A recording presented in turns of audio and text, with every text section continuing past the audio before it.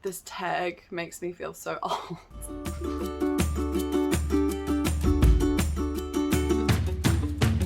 Hi friends! Welcome back or welcome to my channel, Lore and Lullabies. My name's Lana and today we are doing a tag.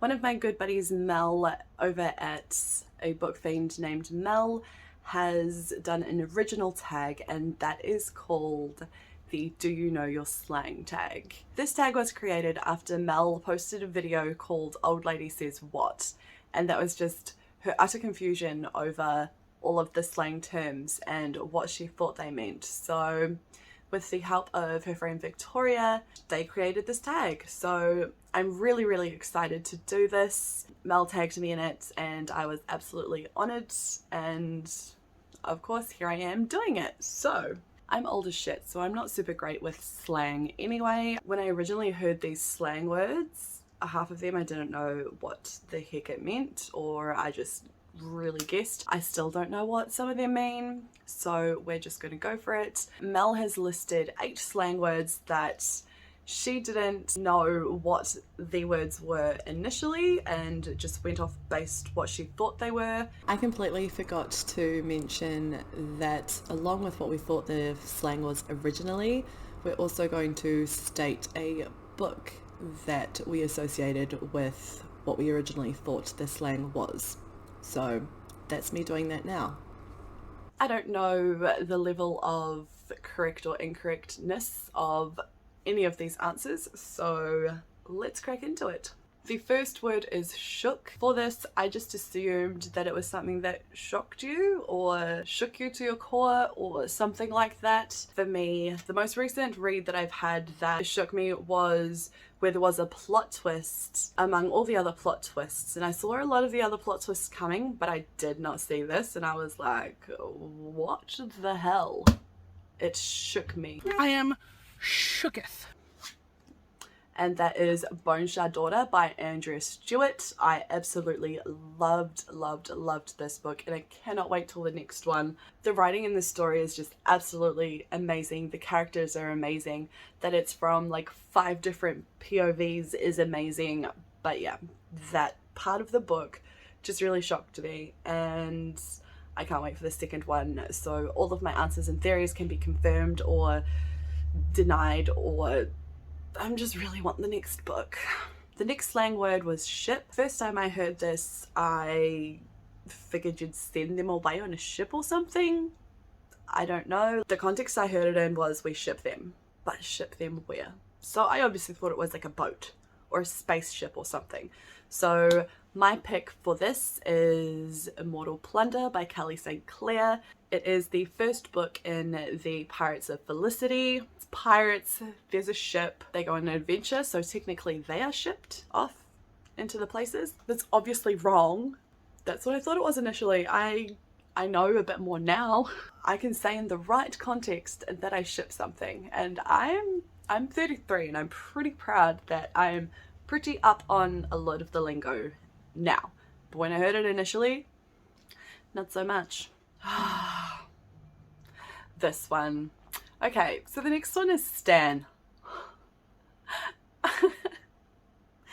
When I first heard someone say that they stan something, I honestly couldn't think of anything but the picture of Sebastian Stan as Bucky in my head, because like everyone loves him. It would be weird to say you buck something, but I knew it was a good thing. I had no idea that it had to do with anything about Eminem and his song Stan. When you stan something, just means that you're like a borderline stalker. So I know now and I can use it in context, and I do quite often now. But every time I say Stan or hear it, I still think of Sebastian Stan, and I'm not mad about it. So since my initial interpretation of this slang, my lack of knowledge, I'm just going to do something random. One of the prompts to recruit Bucky in the Avengers readathon is a book that has a character with a physical disability. The only one that I knowingly have is The Six of Crows by Lee Bardugo, and this is pretty much on my mind because Shadow and Bone just came out and I've seen the first 2 episodes. Cass Bricker is the inspiration, I guess, for this one. Next we have cinnamon roll. I still don't know really what a cinnamon roll is, but someone that's sweet, that's all I can think of. These words are all steeped in logic, at least some kind of logic. So for this one, I picked Britta from The Gilded Ones by Namina Fauna. Britta was just so sweet and so kind and so sunshine happy that I couldn't go past Britta. She's just a little, you just want to wrap her up and cuddle her and protect her and save her from all the badness of the world. I love her. Trash. Now, I think I'm correct in thinking that trash is a good thing, like you're trash for something. First time I heard it was when someone said that they were dumpster fire trash for something. And they said it like it was a good thing, so I was like, okay, when you're trash for something, it is good. I think that's right. I don't really know. For this one, I have to pick The Dark Hunters by Sherilyn Kenyon. For at least a decade, this series was my guilty pleasure. I read so many in this series that it's ridiculous. There are a lot of these books. My favorite of these books was Acheron, because pretty much the whole series is based around him, and even before we get his story, he is throughout all of the other stories as a very main character in them.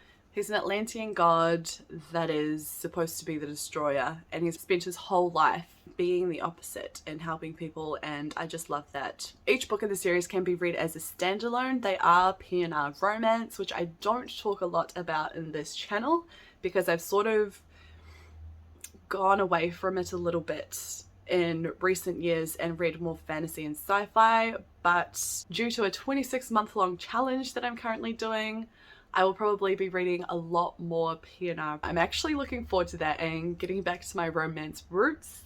So yes, I'm absolute trash for Sherilyn Kenyon's Dark Hunter series, in particular Acheron. The next slang term is salty. I was pretty sure I knew this one. I had heard this term quite a lot, especially like 3 years ago or something, 3 or 4 years ago. It was used quite a lot. I think it was that long ago. I don't know. What is time? So I just assumed that it was someone not afraid to throw shade in like a really sassy, kind of sarcastic kind of way. I have chosen the character Rona out of the Shadow Wars trilogy by Kelly St. Clair. It was at this moment that she knew. She fucked up. She is sassy, staunch, salty. She's happy to throw shade. She is quite shady. Throughout the trilogy, she goes through quite a character arc, which was really interesting, and there were times that I absolutely hated her, couldn't stand her, despised her, and then other times where I'm like, you're really cool, you're just, a lot of things happened, and I kind of feel sorry for you. I would say she's salty. So that's my pick for that one. I'm quite a visual person, so whenever I associate things, it's usually an image or a video that goes through my head, and with this word, I get this clip. You just got lit up. You think the boss likes you? No, because you're gonna get lit up. L-I-T-T up. Hey everybody, who wants to get lit up? Yeah, Harvey, you just got lit up, sucker. Yeah, that's it, we got it. On repeat. So my interpretation of lit was like you're blowing something up because it's like lit. Like it's just, I don't know, blow up. That's as far as I got with that one. I don't know how else to explain that or how to better explain that. But it's obviously a good thing. The one that I picked for this is City of Brass by S.A. Chakraborty. I absolutely loved this series. It was my favorite series of 2020. I went through this so fast. That is just a book that deserves every little bit of hype that it gets, and it is blown up. I'm so glad it's blown up. It deserves to be blown up. It's just starting to become a thing on TikTok, which is really cool to see. We're up to the last one, thank God, because I feel old as all hell. The last slang word is tea. So I watch a lot of RuPaul's Drag Race. Absolutely love them, love everything about them, and quite often they're like, what's the tea, sis? So I feel like I know. I haven't actually read the definition of what this is about, but when you ask someone what's the tea, I believe it just means what's the gossip, what's the sitch, what's happening.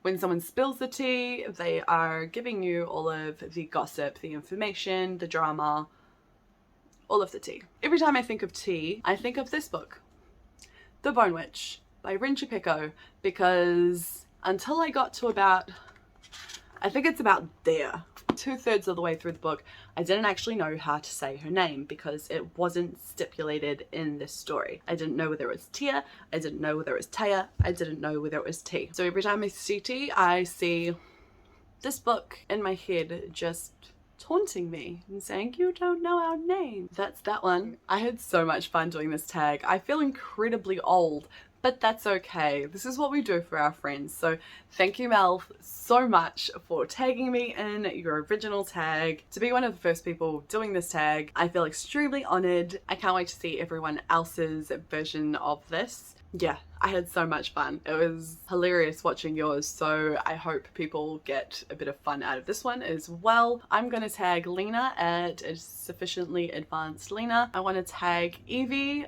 by It's Only Evie. I also want to tag Alan from Library of Alexandria because I think his responses would just be hilarious. Stephanie at Ms. Richards Reads. Also want to tag Joanna. But yeah, which ones were the most confusing to you when you first heard them? I think Stan for me was the hardest one to sort of wrap my head around. That is my Do You Know Your Slang tag video. Be kind, live your truth, and read whatever the hell it is that you want to.